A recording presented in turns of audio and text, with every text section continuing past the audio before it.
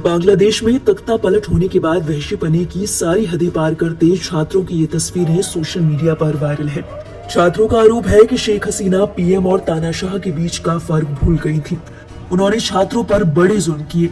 चलिए इन दावों को एक पल के लिए सही भी मान लिया जाए, लेकिन ये कैसी कुंठा है जो हैवानियत की झलक दे रही है। इन तस्वीरों को किस भाषा, किस संस्कृति या मजहब में सही करार दिया जा सकता है? शेख हसीना के सामान को लूटते, उनके कपड़े पहनते, उनके ब्लाउज, यहाँ तक कि उनकी अंडरगारमेंट्स को हवा में तमगे की तरह लहराकर मखौल उड़ाते ये छात्र नहीं उपद्रवी नजर आते हैं।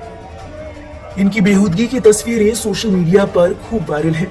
जरा सोचिए, जब इन तस्वीरों को युवकों की माँ और बहनों ने देखा होगा तो उन पर क्या बीती होगी। जिस चीज को हवा में लहराकर ये छात्र दम और खुशी के मारे बौराए जा रहे हैं, क्या इस चीज को अपने घर पर जाकर परिवार वालों को उन्होंने दिखाया होगा? इन तस्वीरों और वीडियो पर अपने परिवार वालों को क्या सफाई पेश की होगी इन युवकों ने? ये सभी चीजें सोचने लायक है। छात्रों की दलील है कि उन्हें आंदोलन को उग्र करने के लिए शेख हसीना ने मजबूर किया।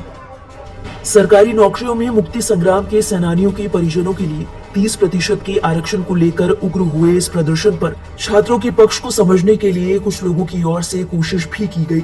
दुनिया भर में एक समूह ऐसा भी था जिन्होंने छात्रों की मांगों को सही करार दिया, लेकिन इन तस्वीरों ने छात्रों के आंदोलन के मकसद पर काली पोत दी। जहां अपने हक के लिए परेशान होते इन छात्रों को सहानुभूति मिल सकती थी, लेकिन इन तस्वीरों के सामने आने के बाद दुनिया भर के लोग इन छात्रों पर थू-थू कर रहे हैं। जानकारों का तो ये भी कहना है कि छात्र केवल मोहरा है जिनके कांधे पर बंदूक रखकर हसीना को निशाना बनाया गया। ये मंजर 1975 की याद दिलाता है, जब बांग्लादेश को आजाद करवाने वाले शेख हसीना के पिता शेख मुजीबुर रहमान पर अपनी ही सेना ने हमला बोल दिया था। उनके साथ पूरे परिवार को गोलियों से भून दिया गया था। इस हादसे में शेख हसीना और उनकी बहन खुशकिस्मती से बच गई, क्योंकि इस समय वो देश में ही नहीं थी। उस समय सेना ने सामने से वार किया, लेकिन इस बार पर्दे के पीछे से साजिश रची गई और छात्रों को मोहरा बनाया गया। सवाल इसलिए भी उठ रहे हैं क्योंकि मुश्किल समय में शेख हसीना को महफूज रखने के लिए सेना ने कुछ न किया। आखिरकार उन्हें देश छोड़कर भागना पड़ा।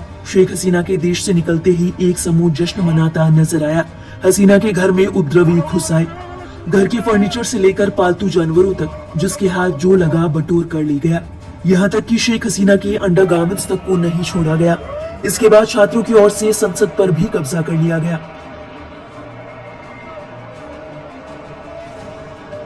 इन तस्वीरों पर सवाल उठ रहे हैं कि अगर इन छात्रों को इस बात का गर्व है कि उनके आंदोलन से एक तानाशाह को देश छोड़कर भागना पड़ा, उनकी जीत हुई तो ये ठीक, लेकिन इन तस्वीरों के सामने आने के बाद उनकी सोच और मकसद पर लगे ये दाग क्या कभी धुल पाएंगे?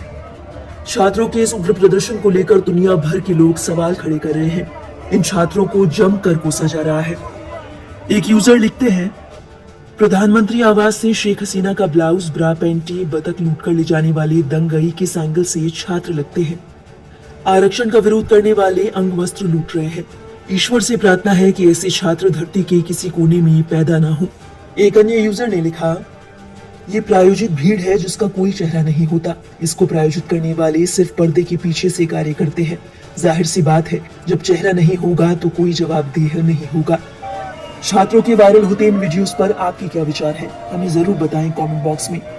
बांग्लादेश के साथ देश और दुनिया से जुड़ी